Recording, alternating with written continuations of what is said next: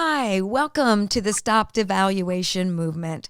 And it's my honor today to interview Shiela Katusiime. Did I pronounce that right, Sheila? It was perfect. Oh, Katusiime. And Yes, Sheila, you're originally from Uganda, but have lived yes, in Canada and now in the United States. yes. Oh, well, I'm so honored to interview you today. Thank you, Melody. I'm so happy to be here and so honored. Thank you. You are so welcome. And as you are aware, and our audience is aware of the Stop Devaluation movement, we recognize that every human being has experienced situations or circumstances in their life, even incidences of injustice and abuse of power, different things like that that have caused them to feel like they're not valuable or they're not good enough or to Yes, believe lies about themselves. So yes. I would be so honored if you could share some of the things in your life that had caused you to feel that way. So, again, I'm so honored to be here, Melody. I'm so passionate about, the any subject material on value and imparting value into other people because my story equates to just suffering to understand over a very long period of time, having to suffer and nobody ever helping me to understand what it actually means to have value. And so when I started on that journey for myself, of understanding what was it within me or what is it within me that is actually valuable, I discovered that there was so much within me that had never been imparted into me. And so one of the two things that fundamentally or foundationally affected my value or the way or the lens with which I saw who I was or who I am, was the relationship I had with my biological father. So my biological father is great. He was a great provider, a great father. He just didn't know and didn't understand what it looked like and what it foundationally meant for me to be validated. And so growing up, I felt like I had to work so hard just to get his attention. Just even being in a cultural setting where boys were validated more than girls were. As a girl, I felt like I had to prove myself so much more than the boys. It just seemed like when boys were born or when boys were growing up into men, it just seemed like the pedestal for them was much higher than the girls. The girls had to work so much harder in school to prove that they had value. They had to have a certain number of degrees just to show that they were valuable women in society. And so that set me back in understanding my value and the treasure that is within me. It set me back. And so those were two very fundamental instances. My relationship with my father, where he didn't know how to validate me, and because of that I had to prove myself so much more just to get his attention. And then number two was the cultural setting didn't favor a system of validation for girls in general. So that is what affected me, Melody, and it affected me for almost 30 years of my life. I literally suffered from understanding who I was. Well, one thing I love how you have shared this is when you talked about the situation with your father, that you Yes, recognized he never experienced that. He didn't have the yes, ability to value, yes, probably because of the cultural setting, but maybe exactly. he never experienced that validation for his own life, so he didn't know how to give it to you. That's right. To be honest, I did hold it against him because I felt cheated. But then Oh, as I matured, as I matured, Melody, I understood, no, he actually loves me so much. This is not anything that he could have meant to do. it was just the way the culture was set up. Well, let me ask you a question. Was there ever an individual that saw your value and saw your worth, that it began to shift how you began to believe about yourself? Yes. About 6 years ago, I had a mentor who was my pastor at the time, and he one day looked at me square in the face, just as I was on this journey of trying to understand who I was and what it was within me, or just understanding why I felt like I was worthless. He looked at me square in the face and challenged me and said, "Why do you not see what I see? Wow. What is it that is blocking you from seeing what I'm seeing?" And it was just a question, and he was so straightforward, and he challenged me. He didn't threaten me in any way. He just challenged me for the very first time, and I was about 32 years. I was about 32 years old. And so are you telling me that for your whole life, you couldn't see your value, you couldn't see your worth? And just not. 6 years ago, at 32 years old, was the first time someone... Was the first time. Wow. Yes, absolutely, absolutely. And I literally don't know how to thank him, because nobody had ever attempted to do that, and nobody had ever quite seen what he saw, And at the time, Melody, I was going through so much. I was going through some financial setbacks. I was just so confused about life. And so usually in that type of external setting where things are not quite as they should be, people don't usually see value in you, Mm-hmm. But he squarely looked at me in the middle of my mess, and he said, "Why do you not see what I see?" And I pondered on that for weeks. I thought, what on earth does he see? Because I don't see anything. So in the middle of your mess is when he saw your worth. Absolutely. Absolutely. Powerful. Absolutely. Powerful, Melody. I mean, it literally, that for me was the shift.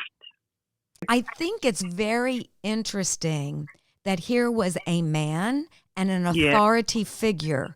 What your father wasn't able to do for you, a man who was in authority was able to make investment into you. Absolutely. Yes.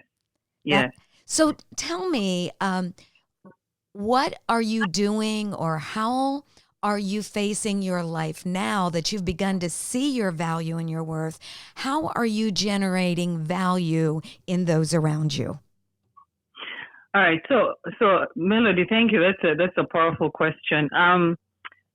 After this mentor challenged me, I began to I got on a path to discovering what it is, the treasure within me that this man actually saw, because I was convinced that there was something because of the way that he said it. Wow. And the circumstances that surrounded what he said. I was then convinced that there must be something. I mean, I was almost 90% convinced. I don't know what it is, but it's there. And so I set myself on this journey to discover what it was. And I wasn't going to settle. I wasn't going to settle just to be in a job, just to pay the bills. I refused to do that. I said, I have to find what it is that he saw, and so much more. Wow. And so I happened to get a job as a teacher in inner city Detroit. And what happened for me was, as a teacher, I had never taught before. I had always been in the banking industry with an economics degree, and I had never taught before. But I got this opportunity because they happened to be hiring teachers, and I was new in the city, and so I got the job. And so what this job did for me was it began to uncover the treasure that this man saw. I did not have, Melody, I did not have any training as a teacher, but I began to mentor inner city students, inner city youth. Wow. And so I began, what this man saw began to uncover week by week, day by day. And I thought, oh my God, this is what he saw. So what he saw was this amazing contribution on the inside of you that you could impact a young generation. Absolutely, absolutely. And it so has transformed my life, Melody. So not only did I discover what was on the inside, my ability to teach and mentor young people and connect with them and transform their futures. Now I've left Detroit. I went to Africa and did that, and now I'm in the Metro DC area doing the exact same thing. I have such a heart and a passion to see young people go from a place of underprivilege and being overlooked to a place of transformation where not only are they able to, to just be quote unquote average where they get a job and pay the bills, but are able to be transformation agents themselves in their communities. Think about this. In the midst of your mess, someone saw your value. And now Absolutely. you, in the midst of someone else's mess, you see Yes. their value and their potential. And when they start believing what you as an authority figure are speaking into their life, it can start them on a journey to discover their hidden treasure, their contribution to the world. Boy, talk about paying it forward. Oh man, I'm loving it, Melody. I'm just loving my life right now. That is so beautiful. And this all began in you just 6 years ago. And now you're impacting a generation. Yes, ma'am. Do you have a story you would like to tell me about an individual that you invested in where you saw it impact their life powerfully for good? Yes, I'm going to talk about a 4-year-old preschooler.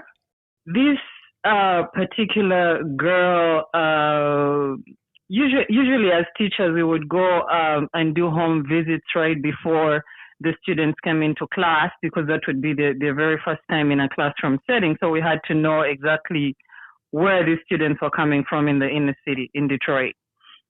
And so me and a co-teacher went to this young girl's preschooler's house, and we saw that she was coming from a very deprived place. I remember when we entered the house, the house had a nasty smell. The house was not clean. Things were all over the place. So they were sleeping on the mattresses were on the floor in the living room. I mean, talk about chaos and disorder. For the sake of just privacy, I'll just call her Carol. But Carol sat there and just looked at us and just sort of in a state of confusion, wondered what we were doing, and she had the idea that she was going to come to school about 2 weeks later, but she was not engaged at all.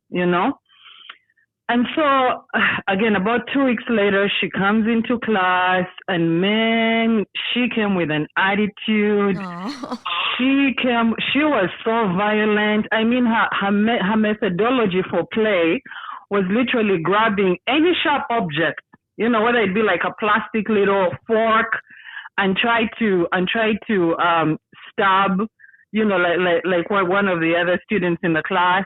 Wow.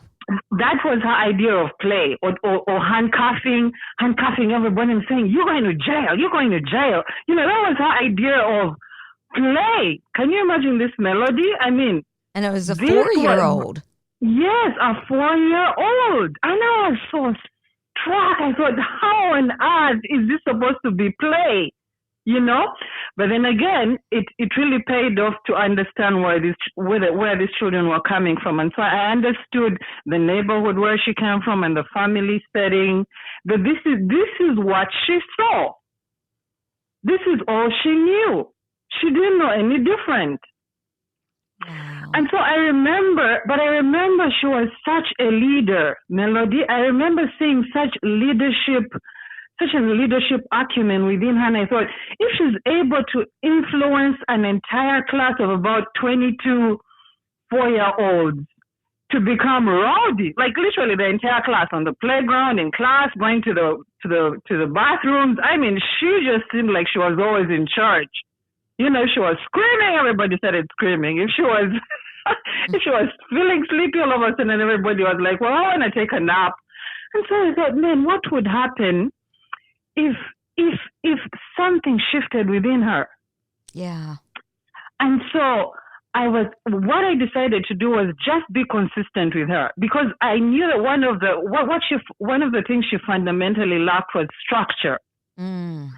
And so I thought, if I can just be consistent, every morning, breakfast is there, and Melody, as simple as it sounds, I was simply consistent. When I say consistency, it was something as simple as just having breakfast for her every morning. Wow. You were meeting her need. Yes. Lunch was at the exact same time, every lunch hour of every day. When I said we're not playing these kinds of games in my classroom, I said it over and over and over again, and she had to go in timeout consistently. I wasn't budging. Man, over about a period of about 5 weeks, Melody, I watched this girl begin to transform. Mm. She all of a sudden developed a listening ear. She would never listen to anybody. Nobody. I don't care if you were the principal. She feared nobody, and she wouldn't listen to you. She had to have her way. I watched this girl develop a listening ear. She began to quiet down. She began to temper down. She began to get in line when it was time to go to the bathroom, get in line when it was time to come back from the playground, sit in class and actually get through a story time lesson in class. And then the entire classroom was swayed by her behavior. So literally, it was like just because one student or one girl was impacted, literally like the entire class streamlined into place. That is awesome. Oh man, it was to me. I said after that experience, I said, this is what I want to do for the rest of my life. I don't know if it's going to be through teaching or mentoring or whatever platform it is. But I said there is nothing as satisfying as seeing a child from an underprivileged setting have a chance, Melody, Yes. to make it in life. Oh, I love your heart. I love your heart. Yes. That's truly stopping devaluation by generating value in others. Yes. My goodness. Thank you so much, Sheila, for sharing your story.